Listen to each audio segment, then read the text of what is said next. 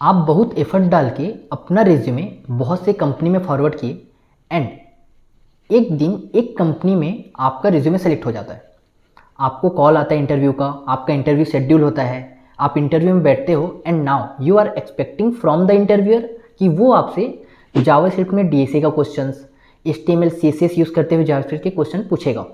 But interviewer आपसे ये question ना पूछ के जावास्क्रिप्ट का वो कॉन्सेप्चुअल क्वेश्चन पूछना स्टार्ट करता है जो एक्चुअल में जावास्क्रिप्ट को जावास्क्रिप्ट बनाता है। ये क्वेश्चन जावास्क्रिप्ट के वो बेस क्वेश्चंस हैं जो एक्चुअल में हर स्टूडेंट्स को आना चाहिए, राइट। एंड ये क्वेश्चंस आप जावास्क्रिप्ट के हर इंटरव्यू में एक्सपेक्ट कर सकते हो कि इंटरव्यूअर आपसे ये क्वेश्चन पूछेगा ही पूछेगा। तो ये क्वेश्चंस, इसका सॉल्यूशंस इन डेप्थ हम इस वीडियो में देखेंगे। So let's start the video. हमारे पास एक क्वेश्चन है लाइन नंबर 4 से लेके लाइन नंबर 15 तक, राइट। अगर एक नॉर्मल बंदा इसको सॉल्व करने को आता है, जिसको एसिंक्रोनस एंड सिंक्रोनस के बारे में ज़्यादा जानकारी नहीं है, केवल डेवलपमेंट करता है, right, and web API event loop के बारे में जानकारी नहीं है, तो वो इसका आंसर क्या देगा? सबसे पहले स्टार्ट बोलेगा, okay. Then set time out लगा हुआ है 0 मिलीसेकेंड में, तो वो बोलेगा कि ठीक है ये भी आंसर हो जाएगा इसका, टाइम आउट 1, ओके। देन वो लाइन नंबर 7 को देखेगा एंड बोलेगा कि यार प्रॉमिस तो रिजॉल्व हो गया, तो इसका भी आंसर दे देगा कि प्रॉमिस 1। देन लाइन नंबर 9 ये भी रिजॉल्व हो रहा है, तो promise 2। And then set time out again चला, तो time out 2 and finally console dot log end हो रहा है ये, राइट। ठीक है, ये एक नॉर्मल बंदा अगर उसको सिंक्रोनस एसिंक्रोनस बिहेवियर के बारे में पता नहीं है, सेट टाइम आउट, प्रॉमिस के एक्चुअल कैसे वो इंटरनली काम करता है उसके बारे में पता नहीं है, तो वो इसका आंसर इस तरीके से देगा, राइट। अगर आपको भी लगता है कि इसका आंसर ये है अभी, तो आप कमेंट में जरूर बताना, क्योंकि this is not the actual answer, ठीक है। ये सही आंसर नहीं है, इसका एक्चुअल में आंसर कुछ और होगा। इसको मैं कमेंट करता हूँ और इसका आंसर हम अभी, अगर मैं इसको आउटपुट निकालूँ, ठीक है, इसको अगर हम कमेंट आउट कर देते हैं पहले एंड इसका आउटपुट देखते हैं कि एक्चुअल में इसका आंसर आता क्या है। तो देखो इसका आंसर क्या आ रहा है, स्टार्ट पहले प्रिंट हुआ, देन लास्ट वाला end, then promise 1 and promise 2, then उसके बाद time out 1 and time out 2।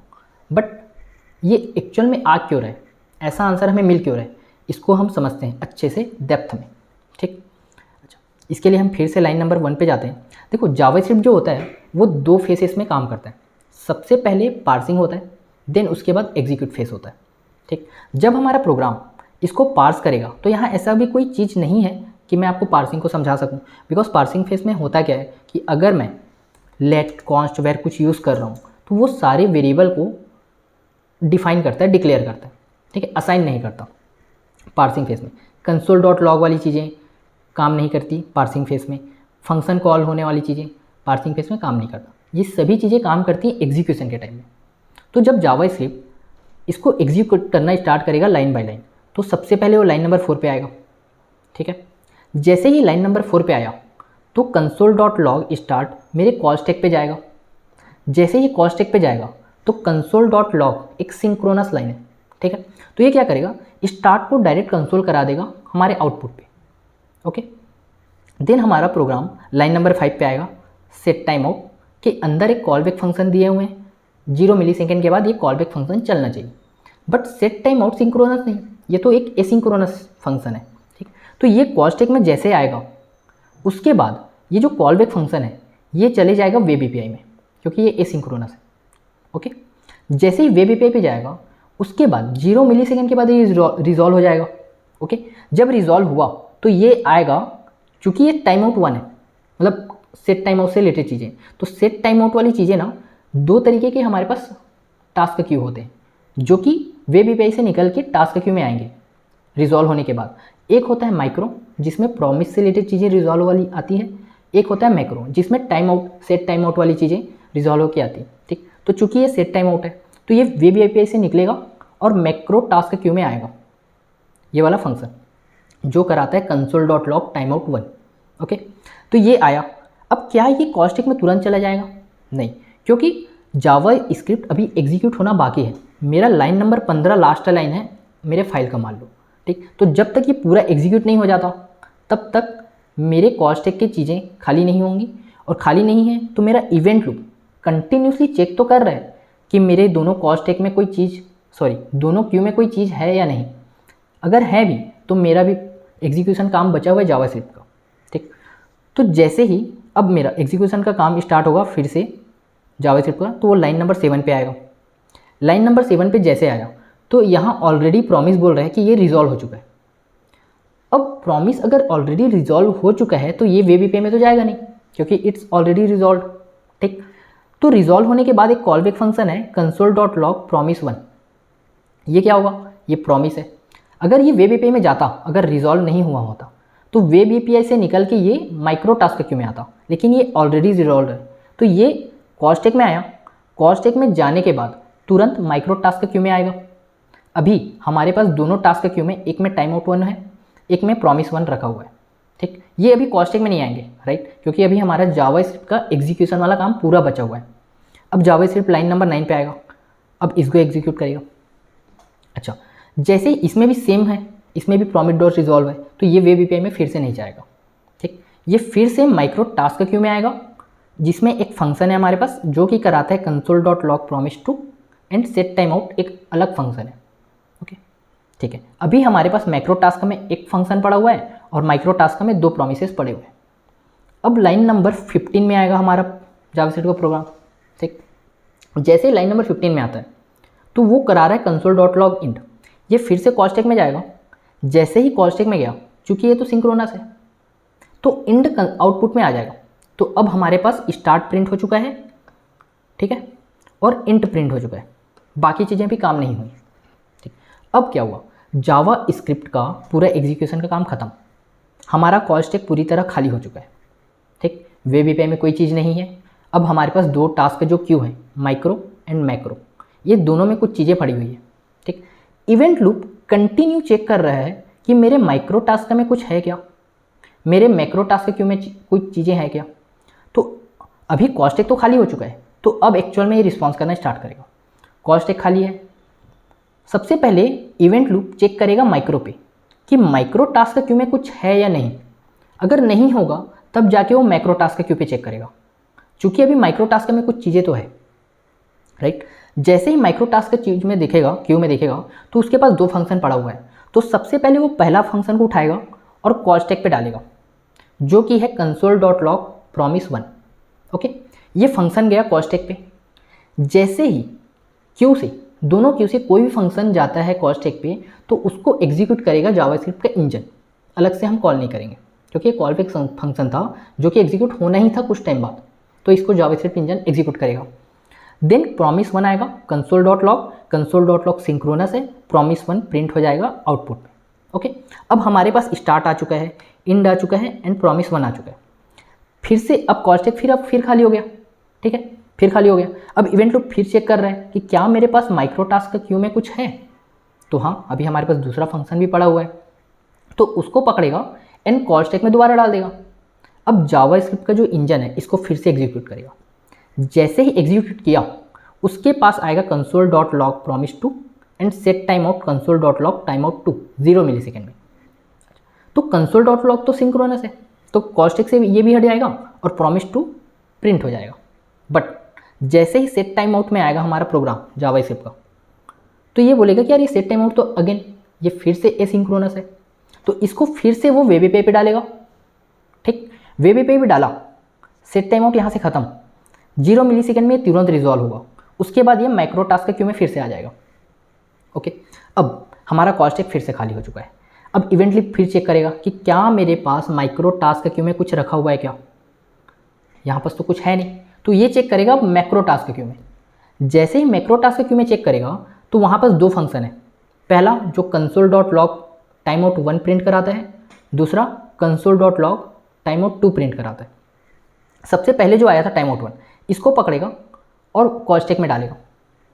जैसे ही कॉल स्टैक में डाला, timeout1 कंसोल करा रहा है, चूँकि ये सिंक्रोनस है, ये आउटपुट में timeout1 प्रिंट कर देगा, ठीक। अब हमारे पास आ गया है start, end, promise1, promise2 and timeout2।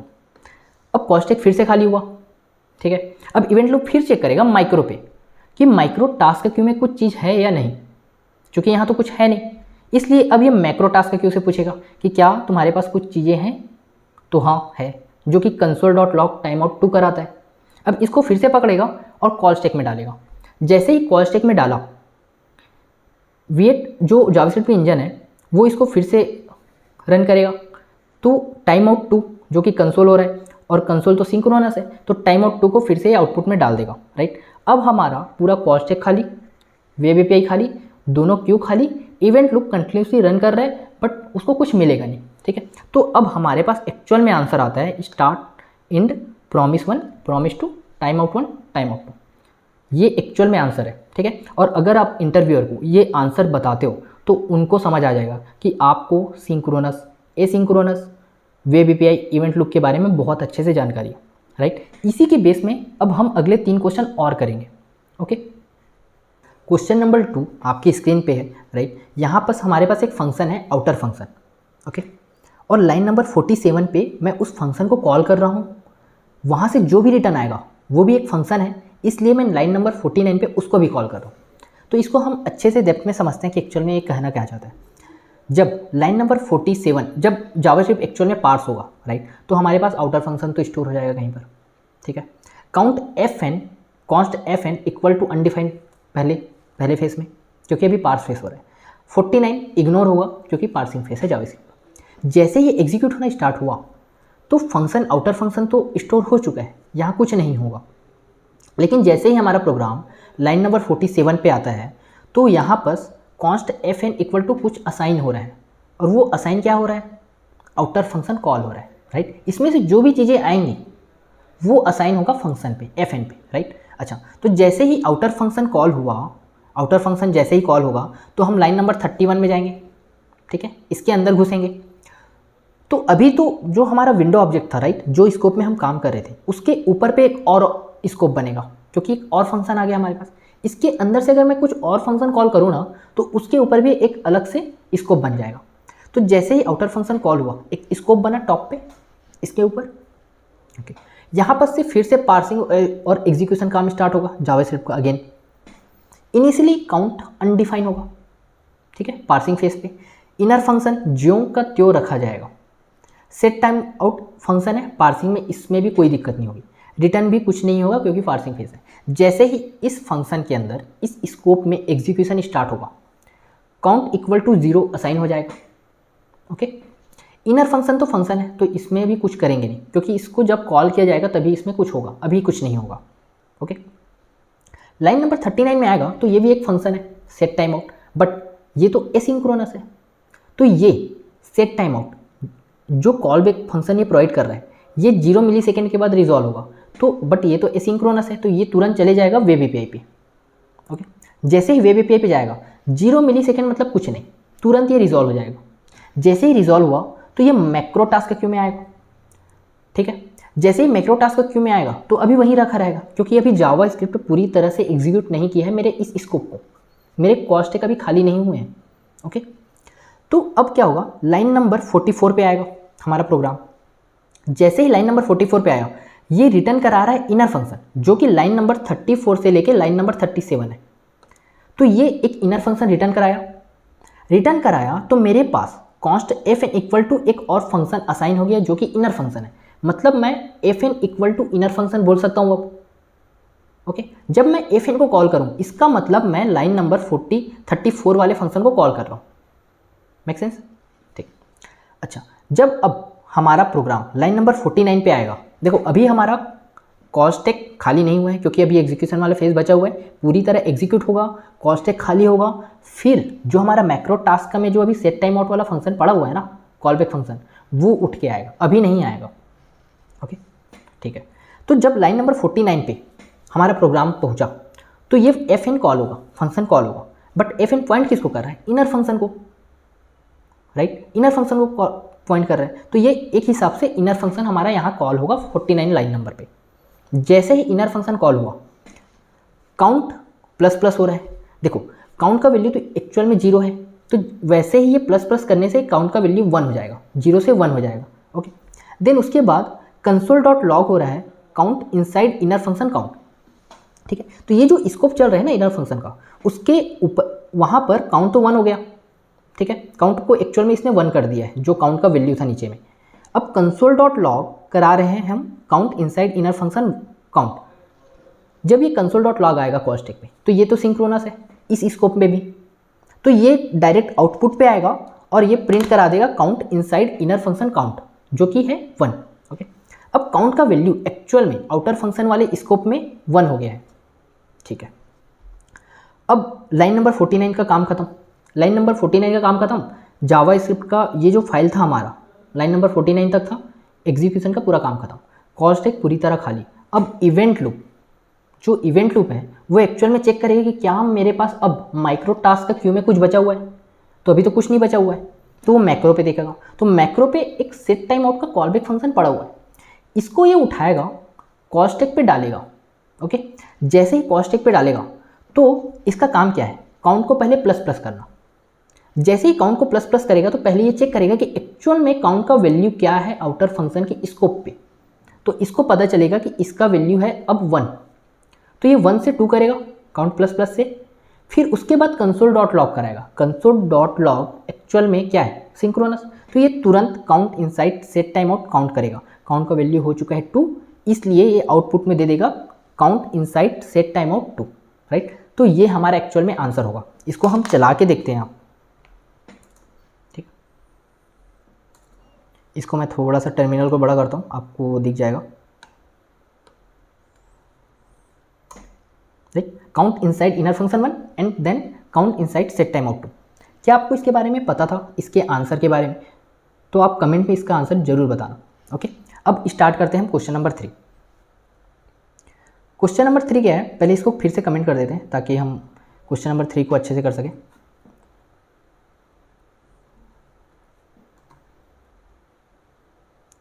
Question number 3 क्या कर रहा है, ये भी स्कोप के बेस पे आधारित है, राइट। हमारा जो एसिंक्रोनस सिंक्रोनस के कॉन्सेप्ट पे, ठीक है, एसिंक एपीआई, वेब एपीआई से रिलेटेड।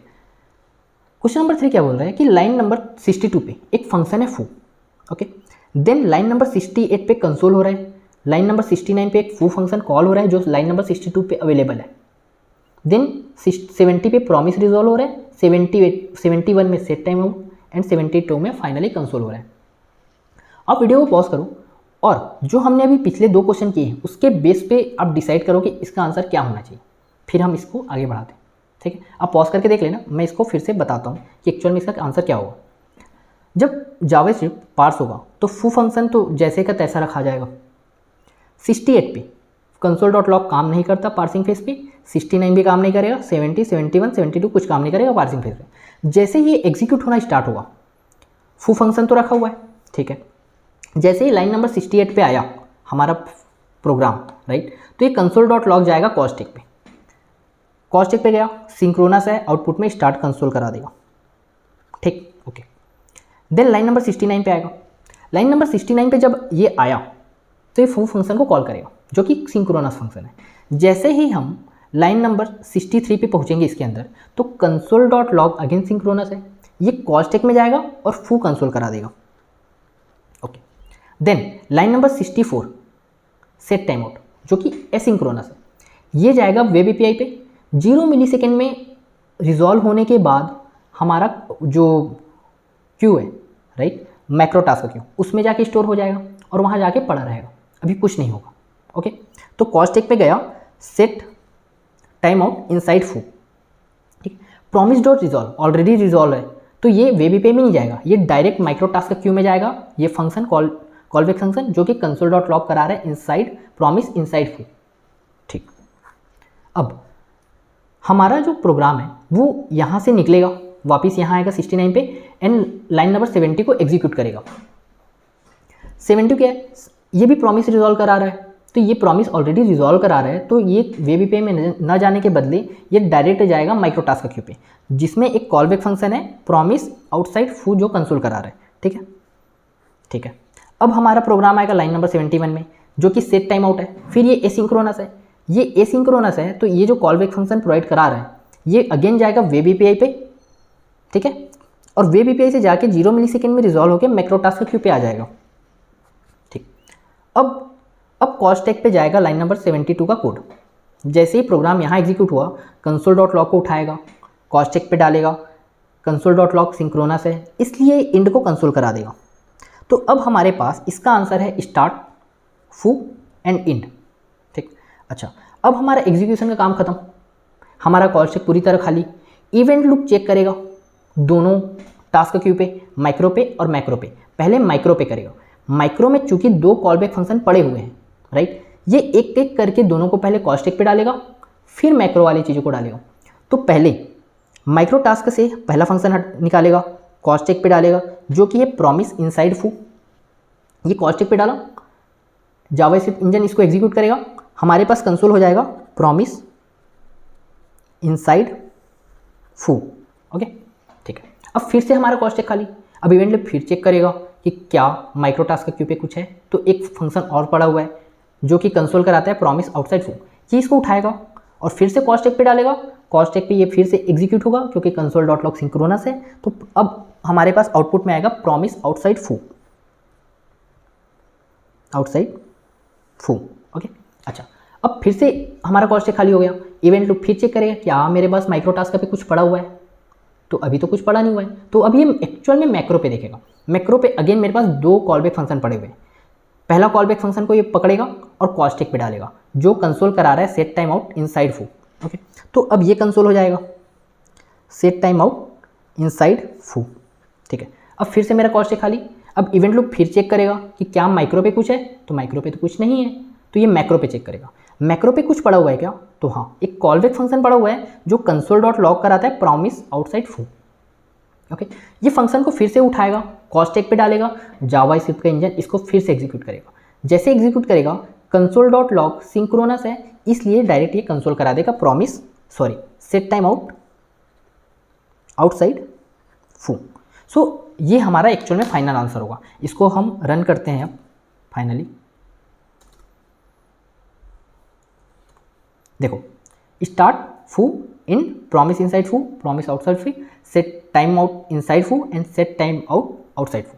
राइट, आई होप कि इससे आपको अब पूरा जो कॉन्सेप्ट है वेब एपीआई का, इवेंट लूप का, राइट, और स्कोपिंग का, ये आपको अच्छे से समझ आ गया होगा। अब हम एक फाइनली लास्ट क्वेश्चन करते हैं, क्वेश्चन नंबर 4। ठीक है, ये स्कोपिंग बेस में यहाँ हम सेट टाइम आउट, प्रॉमिस, ये चीज़ें हम यूज़ नहीं कर रहे हैं। राइट, ये और इजी हो जाएगा क्योंकि स्कोपिंग बेस का क्वेश्चन है। क्वेश्चन को पहले समझते हैं। देखो, क्वेश्चन को पहले देखो, आप वीडियो को पॉज करो, सोचो कि इसका आंसर क्या होगा। ठीक है, 2 जगह कंसोल हो रहा है तो इसका आंसर क्या होने वाला है, ये स्कोप बेस का क्वेश्चन है। ठीक, अच्छा अब इसको स्टार्ट करते हैं समझना। जैसे ही जावास्क्रिप्ट पार्स होगा तो पार्सिंग के टाइम में आउटर फंक्शन है तो कुछ नहीं होगा, फंक्शन है, फंक्शन कॉल भी नहीं होता है उस पार्सिंग फेज पे। तो अब जावास्क्रिप्ट का जो दूसरा फेज है एग्जीक्यूशन का, उसमें आते हैं हम। तो लाइन नंबर 105 में जब ये पहुंचेगा तो ये आउटर फंक्शन को कॉल कर रहा है। राइट, जब ये आउटर फंक्शन को कॉल करा तो ये जो अभी हम लोग ग्लोबल स्कोप पे है, राइट, इसके ऊपर ये एक आउटर फंक्शन के लिए स्कोप बनाएगा। ठीक है, आउटर फंक्शन के लिए जब ये स्कोप बनाया तो उसमें फिर से पार्सिंग होगा और फिर एग्जीक्यूट होगा। तो जो पार्सिंग होगा ना, तो लेट मैसेज है जो कि लेट है, तो मैसेज पहले असाइन होगा एज अ अनडिफाइंड। ठीक है, मैसेज असाइन होगा, बट ये ना टेम्परेरी डेट जोन में रहता है, तो इसके ऊपर अगर मैं इसको कंसोल कराने का सोचूं तो एरर देगा। ठीक है, असाइन के पहले लेट और कॉन्स्ट को मैं कंसोल नहीं करा सकता बिकॉज ये टेम्परेरी डेट जोन में रहता है। ठीक, वेयर के केस में करा सकते हैं जो कि एक्चुअल में मेरे को अनडिफाइंड कंसोल करा के देता, बट उसके बारे में बाद में अच्छे से पढ़ेंगे। और अच्छा, let message equal to hello है, बट अभी मेरे पास मैसेज है एज अ अनडिफाइंड। ठीक, अब उसके बाद एक इनर फंक्शन है, तो इनर फंक्शन जैसे का तैसा रखा जाएगा पार्सिंग फेस में। इनर फंक्शन कॉल होगा, console.log होगा मैसेज, बट ये पार्सिंग फेस है तो इसमें भी कुछ नहीं करने वाले हम। जैसे ही एग्जीक्यूट होना स्टार्ट हुआ तो लाइन नंबर 94 पे जब मेरा प्रोग्राम जाएगा तो message equal to hello assign हो जाएगा। ओके, फिर एग्जीक्यूशन फेस में लाइन नंबर 96 से 99 को भी कुछ नहीं करेगा क्योंकि ये फंक्शन है ऑलरेडी। जैसे ही मेरा कोड, मेरा प्रोग्राम लाइन नंबर 101 पे आएगा तो ये इनर फंक्शन को कॉल कर रहा है। अब मेरा जो स्कोप बना हुआ है ना, जहाँ पर मैसेज का वैल्यू है हेलो, इसके ऊपर में एक और स्कोप बनेगा इनर फंक्शन के लिए। यहाँ फिर से पार्सिंग होगा और फिर एग्जीक्यूट हुआ। जब पार्सिंग हुआ तो मैसेज कंसोल डॉट लॉग काम तो करेगा नहीं, जब एग्जीक्यूट होगा तो message equal to world assign हो जाएगा, message equal to world assign हो जाएगा। अब एक्चुअल में हम कंसोल करा रहे हैं मैसेज को, तो इस स्कोप पे मैसेज का वैल्यू एक्चुअल में है क्या, वर्ल्ड है, राइट। तो कंसोल होगा, आउटपुट में आएगा हमारे पास वर्ल्ड, ठीक है। अच्छा, अब जैसे ही लाइन नंबर 98 में मेरा प्रोग्राम पहुंचा वर्ल्ड को कंसोल करा के, तो ये वापस आएगा इसके नीचे स्कोप पे, नीचे स्कोप पे आया आउटर फंक्शन वाले पे, तो यहाँ पर उसके बाद ये लाइन नंबर 102 पे जाएगा, 102 पे ये फिर से कंसोल डॉट लॉग मैसेज करा रहा है, तो ये एक्चुअल में मैसेज का वैल्यू इस स्कोप पे चेक करेगा, ठीक है, ना कि ऊपर वाले ना कि नीचे वाले। अगर इस स्कोप पे नहीं मिलता तब वो नीचे जाके चेक करता कि मैसेज का एक्चुअल में वैल्यू है क्या, लेकिन इस स्कोप पे मैसेज का वैल्यू पड़ा हुआ है जो कि हेलो, तो इसलिए आउटपुट में हेलो प्रिंट कराएगा, ठीक। अब हमारा फंक्शन जो कॉल हुआ था आउटर फंक्शन, ये यहाँ से रिटर्न हो जाएगा, अब कुछ रिटर्न नहीं कर रहा है तो एज अनडिफाइंड रिटर्न होगा। अब हमारा प्रोग्राम लाइन नंबर 105 तक खत्म हो जाएगा, लाइन नंबर 106 में आएगा और अब तो हमारे पास कुछ नहीं है, तो हमारा पूरा एग्जीक्यूशन का काम खत्म, राइट। हमारे पास आंसर में क्या आया, वर्ल्ड एंड हेलो। इसको एक बार चला के भी देख लेते हैं,